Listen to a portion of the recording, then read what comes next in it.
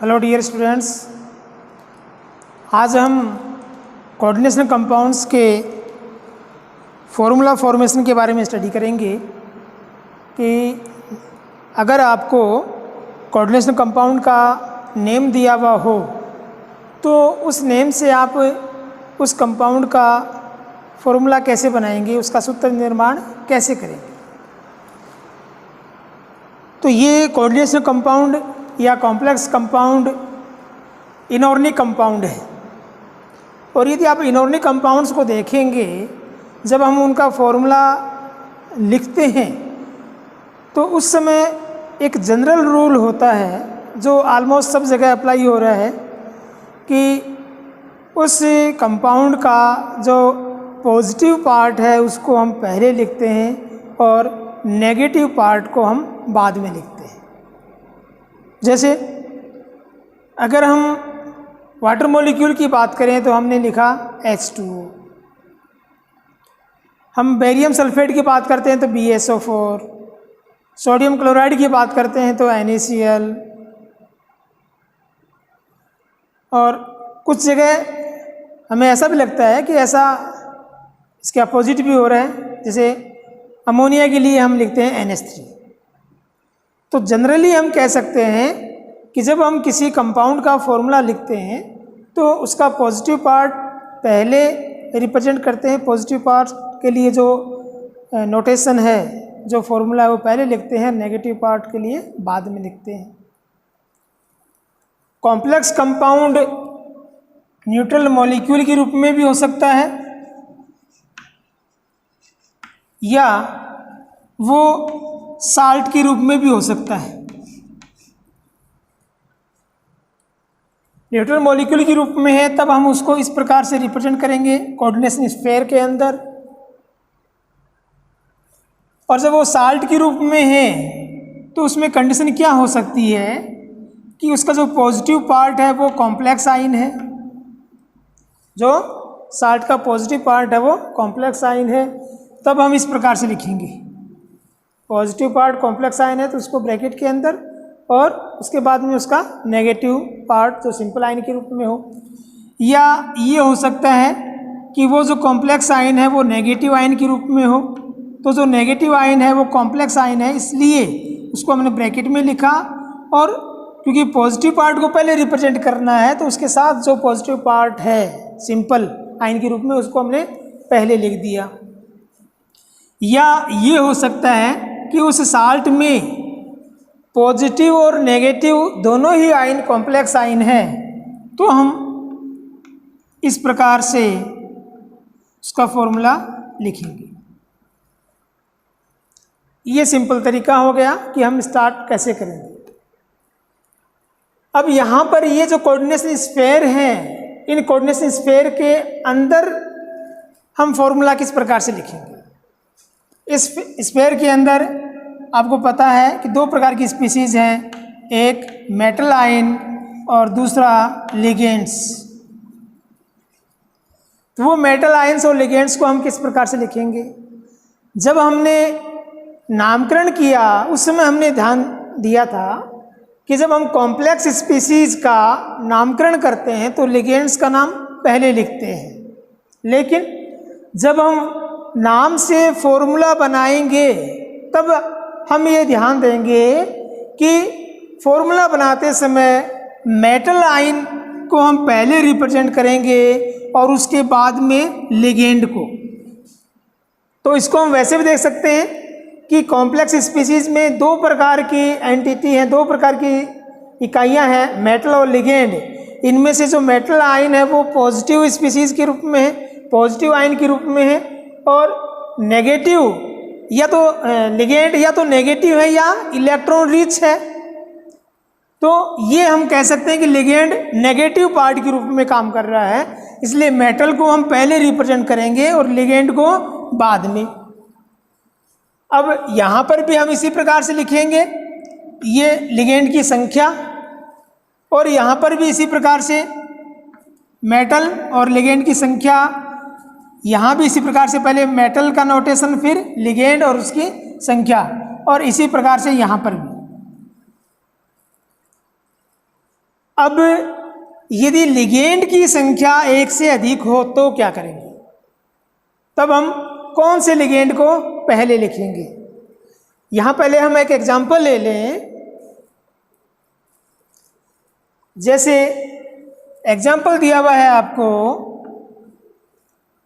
Potassium hexa साइनाइडो ferret third, ये नाम दे दिया। अब इससे आपको फॉर्मूला बनाना है। तो सबसे पहला काम क्या कि ये न्यूट्रल मॉलिक्यूल के रूप में है या साल्ट के रूप में है। तो जब आप इसका नाम देख रहे हैं तो इसमें यहाँ पर आपको एक गैप दिख रहा है, स्पेस दिख रहा है। दैट मीन्स इसमें दो पोर्शन हो गए। शुरू में हम लिखते हैं पॉजिटिव पार्ट का नाम और बाद में हम लिखते हैं नेगेटिव पार्ट का नाम। तो यहाँ पर पॉजिटिव पार्ट की जगह नाम है पोटेशियम का। तो यहाँ पर ये जो कॉम्प्लेक्स कंपाउंड है वो साल्ट फॉर्म में है, और साल्ट फॉर्म में भी कौन सा है? ये वाला, जिसमें पॉजिटिव आयन सिंपल आयन है और जो नेगेटिव आयन है वो कॉम्प्लेक्स आयन है। तो हम क्या करेंगे, पहले हम जो पॉजिटिव आयन है उस पॉजिटिव आयन का सिंबल लिख दिया पोटेशियम के। अब उसके बाद हमने ब्रैकेट लगाया। अब ब्रैकेट के अंदर यहाँ पर क्योंकि एक ही प्रकार का लिगेंड है तो सबसे पहले हम किसका नोटेशन सिंबल किसका देंगे? मेटल आयन का। तो मेटल कौन है? Fe। Fe। उसके बाद लिगेंड Cn- और संख्या कितनी? 6। तो ये हमने लिख दिया। अब यहाँ पर इसके बाद ये जो फॉर्मूला हमने लिखा इसको बैलेंस करना भी बहुत ज़रूरी है, क्योंकि जो साल्ट फॉर्म में है या मॉलिक्यूल फॉर्म में है तो कंप्लीट जो फॉर्मूला है उसका वो न्यूट्रलाइज फॉर्म में होना चाहिए। बैलेंस जो चार्ज है वो बैलेंस होना चाहिए। ये इसका पॉजिटिव पार्ट है और ये इसका नेगेटिव पार्ट है। तो हम ये देखते हैं कि यहाँ पर पॉजिटिव आयन की संख्या कितनी होगी।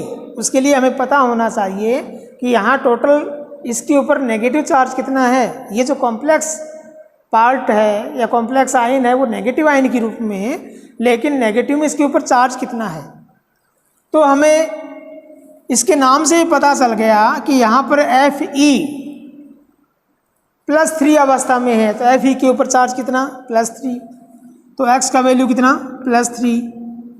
लिगेंड का चार्ज Cn पे -1 चार्ज है और इनकी संख्या 6 है। तो टोटल जो चार्ज हो गया लिगेंड के कारण वो -6। तो यहाँ पर टोटल क्या आ जाएगा? -3। अगर ये कंडीशन है तो यहाँ चार्ज क्या आया? -3। और पोटेशियम में चार्ज कितना होता है? +1।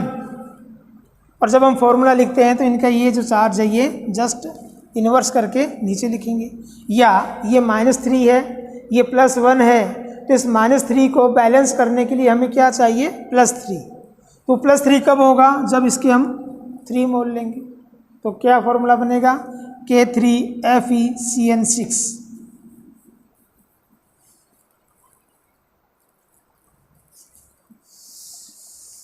तो इस प्रकार से फॉर्मूला लिखा जाएगा। अब यदि यहाँ पर हम कहें कि ये इस तरह से है तो उस कंडीशन में यहाँ पर इस पे चार्ज कितना? +2 चार्ज इसका। लिगेंड का चार्ज वही -6। बैलेंस करने पर इस स्फीयर पे चार्ज आएगा -4। उस कंडीशन में फॉर्मूला क्या हो जाएगा? K4FeCN6। तो सिंपल एक ही प्रकार का अगर लिगेंड है तो इस प्रकार से हम उसी कॉम्प्लेक्स का सूत्र निर्माण करेंगे। लेकिन यदि लिगेंड की संख्या एक से अधिक है तो क्या करेंगे?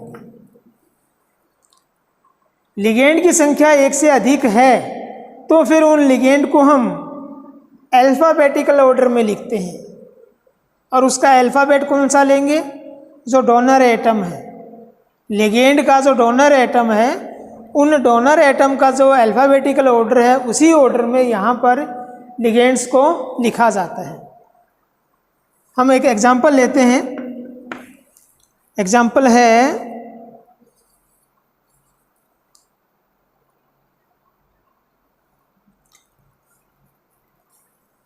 Tetraammine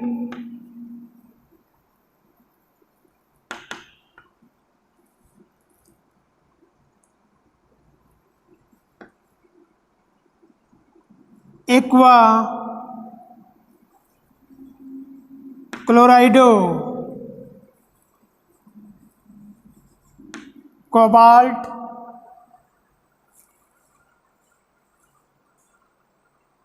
third chloride.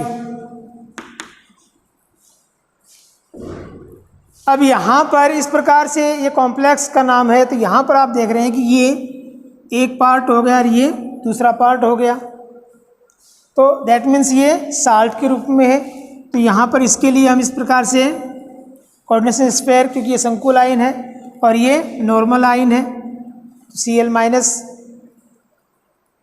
अब यहाँ पर इनमें सबसे पहले हम नोटेशन किसका, मेटल का, कोबाल्ट। अब लिगेंड क्या क्या है, एमीन NH3 है, एक्वा H2O है, क्लोराइडो Cl- है। इसको मैं हटा देता हूँ यहाँ से, एक मिनट, इसको भी हटा देता हूँ।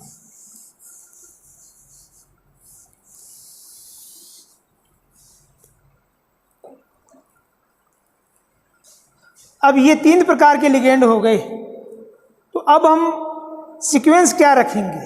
तो आपको क्या ध्यान रखना है, जब हम इन लिगेंड्स के फॉर्मूले को यहाँ पर रखेंगे तो हमें ध्यान देना है कि इनको हम कन्वर्ट कर लेते हैं उस फॉर्म में जिस फॉर्म में ये बॉन्डिंग कर रहे हैं मेटल आयन के साथ। NH3 में डोनर एटम नाइट्रोजन ही है, उसको हमने पहले लिख लिया, NH3 के रूप में ही रहेगा। एक्वा H2O में डोनर एटम कौन है, हाइड्रोजन, तो इसको हम क्या लिखें, OH2, क्योंकि यहाँ पर डोनर एटम कौन है, O, इसलिए हमने क्या लिख लिया, डोनर एटम को पहले लिखा और फॉर्मूला क्या लिख दिया इसका, OH2। इसमें ये डोनर एटम है ही, ये इस रूप में है। अब यहाँ पर जो डोनर एटम है उनका सीक्वेंस रखना है। जो डोनर एटम है, इन डोनर एटम का सीक्वेंस रखना है कि इनका सीक्वेंस क्या होगा। तो अल्फ़ाबेटिकल ऑर्डर में सबसे पहले कौन, Cl, तो आपने क्या लिखा, Cl। फिर N, तो NH3 संख्या कितनी है, 4, तो यहाँ हमने क्या लिखा, 4। Cl की संख्या एक ही थी इसलिए हमने कुछ नहीं लिखा। फिर H2O या OH2 संख्या कितनी है, कुछ नहीं है, तो इस प्रकार से हमने संख्या नहीं लगाई। तो इस प्रकार से ये जो कॉम्प्लेक्स पार्ट है या कॉम्प्लेक्स आयन है उसका, और फिर हमने क्या लिखा, Cl-, या हम माइनस इसमें दर्शा दें बैलेंस करने के लिए, हम देख लें। तो यहाँ पर जो मेटल है वो मेटल +3 ऑक्सीकरण अवस्था में है, +3 ऑक्सीकरण अवस्था में, यानी यहाँ पर चार्ज है +3, Cl पर चार्ज कितना, -1, NH3 उदासीन और H2O उदासीन। तो यहाँ इसके अकॉर्डिंग हम कहें कि इस स्फीयर पे चार्ज कितना होना चाहिए, +2। जब +2 चार्ज है कॉम्प्लेक्स आयन के ऊपर, तो इस कंडीशन में यहाँ पर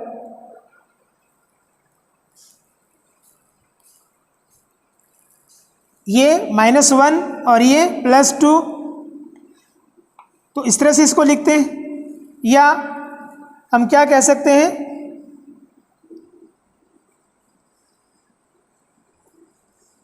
ये +2 चार्ज, पॉजिटिव पार्ट है उसमें +2 चार्ज है पॉजिटिव का, तो नेगेटिव चार्ज बैलेंस करने के लिए कितना होना चाहिए, -2, लेकिन Cl पे तो -1 ही है, तो -2 करने के लिए इसकी संख्या कितनी कर दी, 2।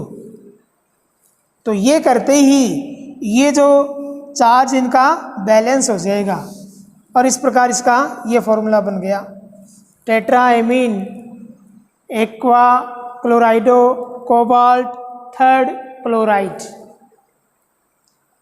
इस प्रकार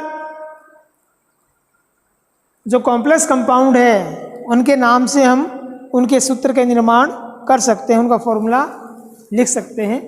तो ये आप जितना ज़्यादा प्रैक्टिस करेंगे उतना ही आपकी पकड़ इस पे अच्छी होगी। तो आज इतना ही, आप जो भी एग्जाम्पल आपकी बुक में दिए हुए हैं उनको सॉल्व करके देखें, और कोई प्रॉब्लम आए तो आप लोग कॉल करके या व्हाट्सएप के माध्यम से पूछ लें। Okay, thank you.